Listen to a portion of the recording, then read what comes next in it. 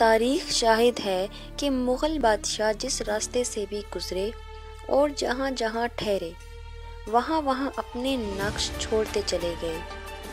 برصغیر پاک و ہند کی تاریخ پر نگاہ دوڑائیں تو معلوم ہوگا کہ عدل و انصاف کا معاملہ ہو یا جنگ کا، محبت کا ہو یا سیاست کا، سیر و سیاحت ہو یا شکار، فن دستکاری ہو یا فن تعمیر، مغلوں نے ہر میدان میں اپنی مہارت کا لوہا منوایا۔ فن تعمیر میں مغلوں نے کہیں اپنا انداز اپنایا تو کہیں اس میں اس خوبصورتی سے آمیزش کی کہ اس دلکش امتزاج سے تاج محل، شاہی قلعہ، بادشاہی مسجد، مقبرہ جہانگیر، شالامار باغ، لال قلعہ اور ہرن مینار جیسے کئی نادر شاہکار وجود میں آئے۔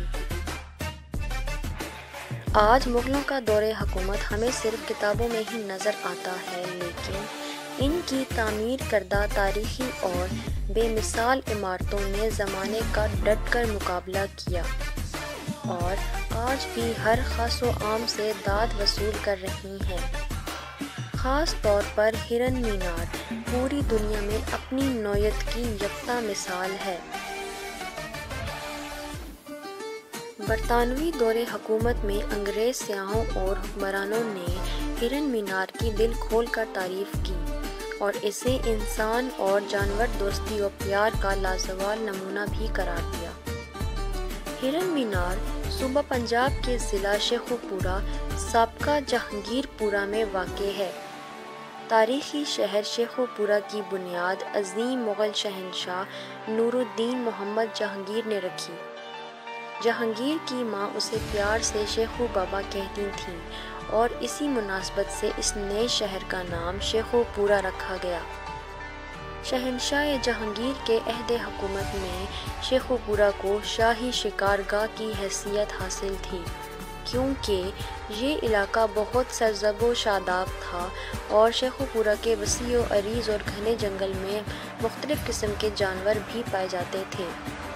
شہنشاہ جہانگیر کی دعوت پر بڑے بڑے مہاراجے اور نواب شکار کھیلنے کے لیے شیخوپورہ آتے تھے۔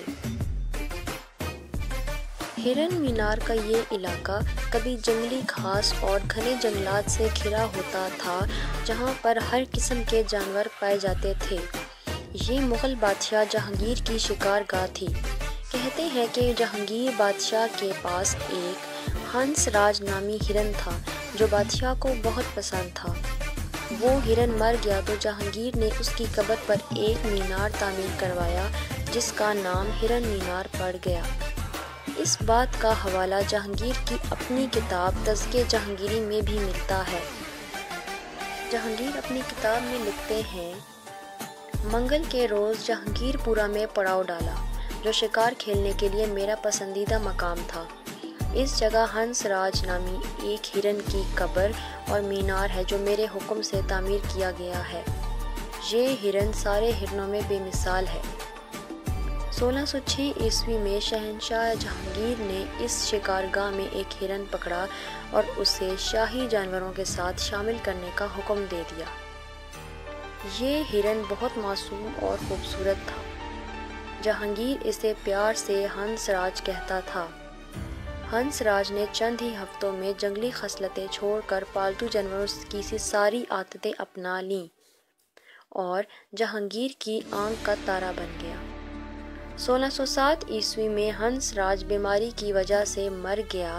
اس کی موت کا جہانگیر کو بہت دکھ ہوا اور وہ اس کے غم میں کئی دن تک اداس رہا۔ 1608 عیسوی میں شہنشاہ جہانگیر نے ہنس راج کی قبر پر ایک بلند و بالا مینار تعمیر کرنے کا حکم دیا۔ جہانگیر کے ماہر تعمیرات نے سارے کاموں میں خود دلچسپی لی اور قبر کا پتھر بھی اس کے حکم سے ہرن کی شکل کا بنوا دیا۔